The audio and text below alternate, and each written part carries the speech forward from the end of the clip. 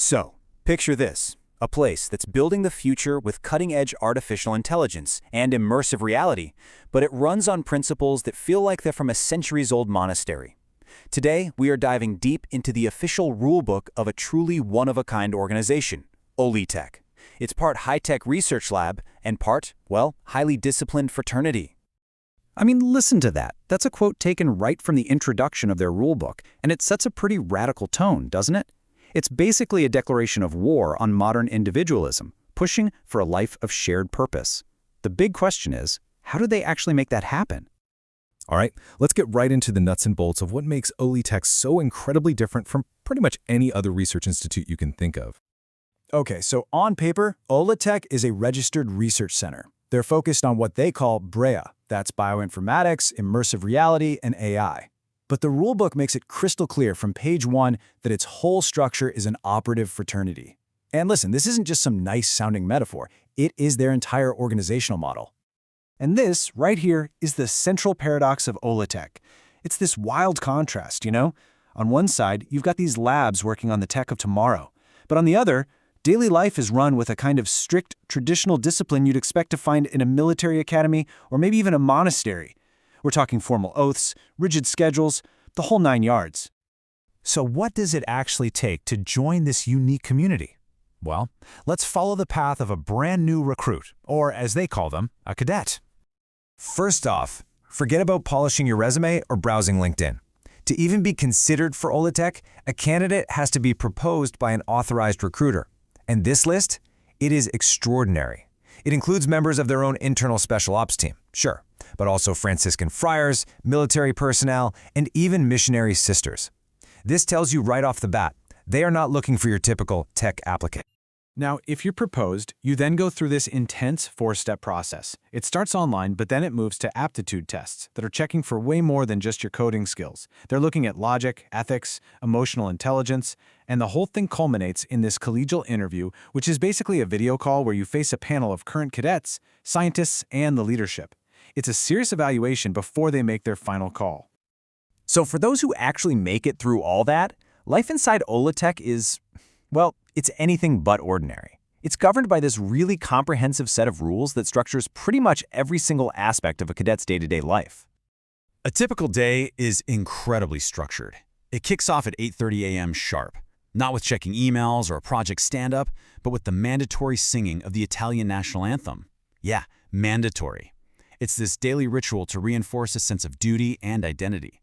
The rest of the day is built around communal meals, making sure the fraternity always operates like one cohesive unit.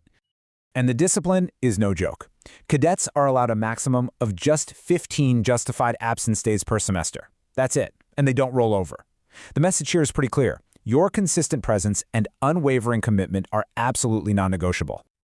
Now, the rules on appearance get incredibly specific. The rulebook says the face must always be clearly identifiable, for transparency and security. Because of this, absolutely no head coverings of any kind are allowed, and the rule is explicit, listing everything from hats to cultural and religious coverings like the hijab or turban. And that focus on decorum just keeps going. Men are flat out forbidden from wearing earrings, women's makeup and jewelry have to be discreet, and everyone, of course, is expected to maintain a tidy appearance and pitch in on mandatory duties to keep the living spaces spotless. It's all part of building this culture of order and mutual respect.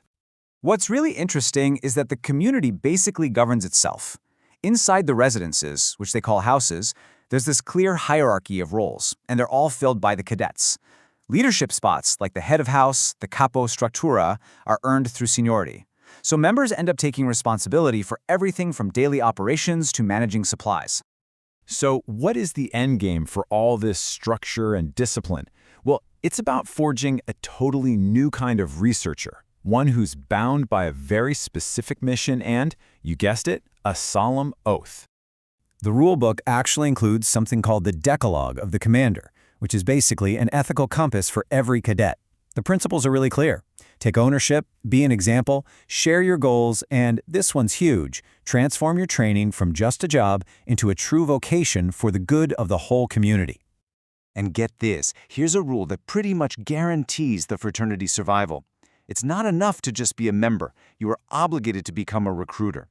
Every single cadet has the job of finding and bringing in at least one new candidate. That makes the growth of the community a personal responsibility for absolutely everyone. This whole journey culminates in this solemn triple oath.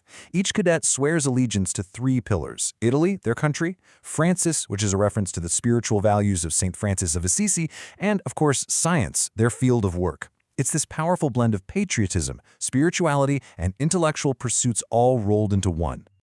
So when you step back and look at the whole rulebook, you realize it's painting a picture of something way more ambitious than just another research institute.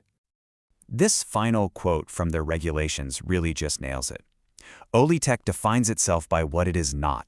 It's not a business, it's not trying to compete in the market, it's not some faceless bureaucracy. At its heart, its identity is that of a fraternity, a community bound together by a shared mission and a shared way of life. And all of this leaves us with a really fascinating question to think about. In a world where we usually link innovation with being a disruptor and breaking all the rules, can a model that's built on such intense collective discipline and order really create the kind of innovators our future needs? The Olitec experiment is definitely one to watch.